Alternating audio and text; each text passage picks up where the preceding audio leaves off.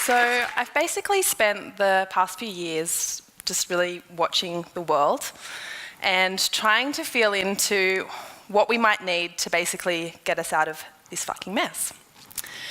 And before I tell you some stories about all of the mischief that I've been getting up to, I really want to sort of just get a sense for who's in the room today. So can I ask you just a couple of questions? There's no wrong or right answer. I just want to sort of get to know you a little bit better. Is that okay? Yeah? Cool. Who here thinks that the world needs to change? Put your hand up. Okay, that's good. Okay, who here thinks that they can change the world? Fuck yeah, that's pretty awesome. It's about half of you that I need to change your mind by the end of this. So we have about 9 minutes to do that, so I'm going to try really hard. So basically I had this epiphany yesterday that I think that what we're actually facing is this crisis of perception, the way that we view ourselves, the way that we view other people, and the way that we view the world. See, I got asked to do this talk about being a human revolutionary, and I kind of laughed because revolutionaries are people like Nelson Mandela, Gandhi, Mother Teresa, and I never really saw myself like that at all. And so I Googled what's revolutionary so I would know what to talk about. And then I realised quite quickly that a revolutionary is just someone that's trying to change the world. And all of a sudden, I realised that maybe I was a revolutionary. Pretty much simultaneously, I get this message from Dubai. This school in Dubai had just watched a talk that I did about 2 years ago, and the kids had demanded that I end up on this poster of all the people that they look up to right next to Oprah Winfrey. And there's Einstein, all these people, and so I kind of started to like freak out. I was like, how did these kids even find out about what I'm doing? And it got me thinking as to who I would have put up on that poster when I was back at school. And I immediately thought of Charles Darwin, you know, the guy that invented the theory of evolution. And basically he was traveling all around the world, learning from nature and trying to figure out what the fuck is going on. And then I started to go a little bit deeper as to what's going on with that. And there's this kind of really quite negative narrative with that. It's all about survival of the fittest. And I think that innately makes us really competitive and not collaborative. And I think it's probably the root cause of this, or one of the root causes at least.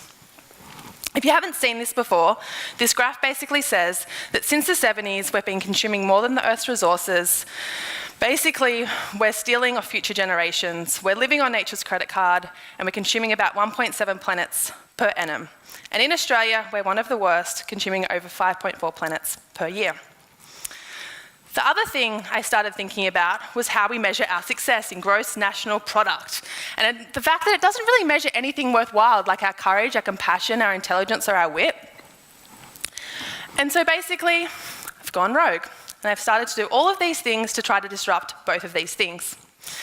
See, my career started quite early by getting hired to redesign an entire degree before I'd even finished uni. I don't think they realised that I hadn't finished uni, but I was doing it anyway.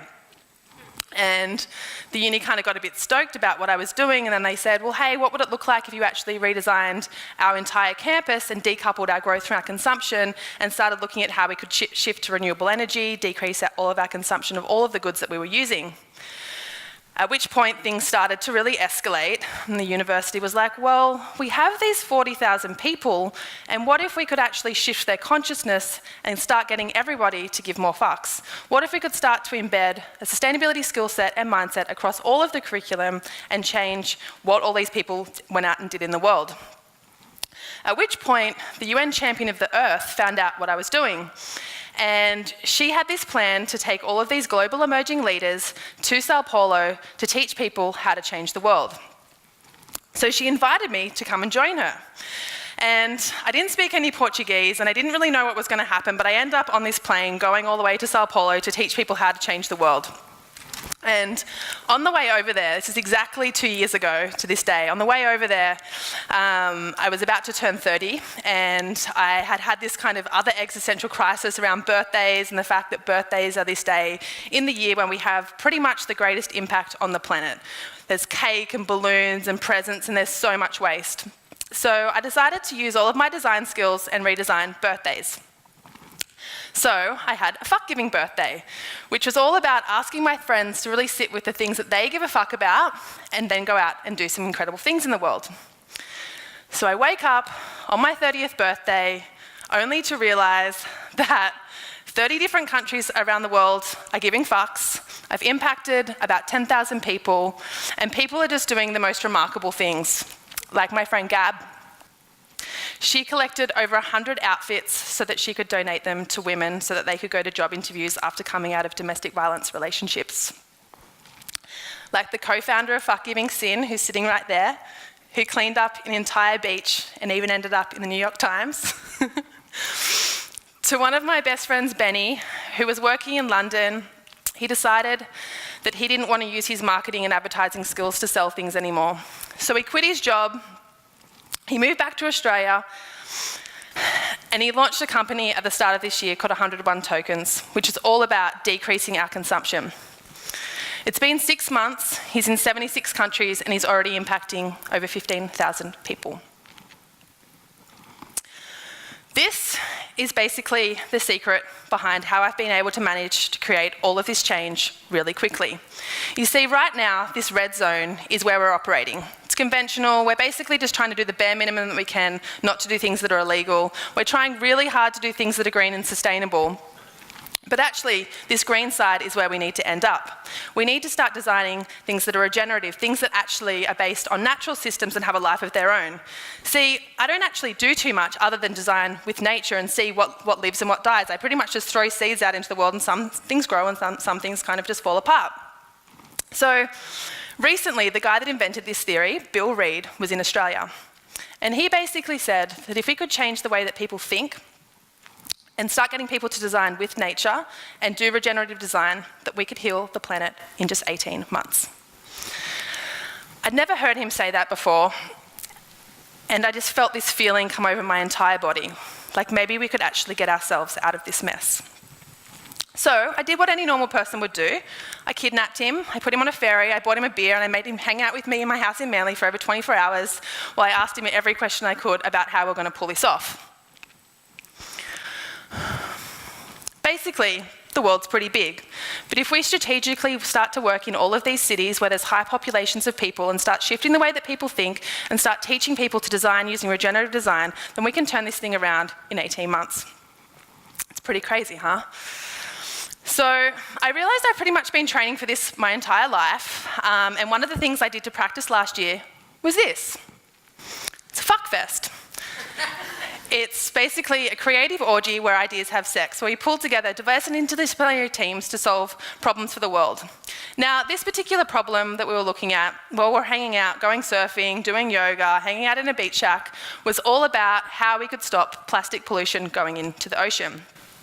Now, some pretty remarkable things happened over this weekend. We were looking at what Tim Silverwood was doing, who you'll hear from later, by taking 3 from the sea. We're looking at Louise Hardman and her ability to create these plastic machines where we could actually shred up plastic. And all of these kind of projects launched out of this. So one's a big content series all around how we can stitch together all of these people who are creating the solutions around this problem. And the other one was something that was quite remarkable. You might notice a guy called Gerardo right next to me in this picture. See, Gerardo had recently moved to Australia to flee his country because he couldn't be there anymore, and he was working in a mariachi band, not being able to use his skills as a robotics and prosthetics engineer. So we decided to start him a company so that he could actually use his skills here in Australia. But I don't know anything about making robotic prosthetics, so I thought why don't we just stitch together all of these kind of other crazy problems and simultaneously solve multiple problems? Like, why don't we make these prosthetics out of waste? And you know what, I actually know a whole heap of people that want to start social enterprises, so why don't we make this an open source model so that people can also start social enterprises? And so all of a sudden, Sin and I found ourselves in front of the Duke of York presenting this idea and winning the People's Choice Award. Not long after that, he invited us to go and hang out in his palace and keep talking about it, and before we knew it, we'd accidentally started a thing. So, what does all of this have to do with anything? Basically, I believe that we're all superheroes. We all have superhero powers, and when we stitch together and band together, we can actually change the world. So, I'm inviting you to be part of this. I'm inviting you to be part of the regenerative re-evolution where we rewrite the narrative for the future, where we start collaborating and stop being so competitive. Now, I just want to give you one last example of this. Basically, if I clap my hands like this, it doesn't make much noise. Maybe I get one person's attention, that's about it. But I'd like to invite you all to rub your hands together. Make a bit of warmth, and on the count of 3, we're all just going to do one clap together. 1, 2, 3. See? How magic is it when we all collaborate to do something around shared purpose? That's what I think we can do. That's how I think we regenerate the planet, and that's how I think we evolve the human species. Thank you for listening, legends.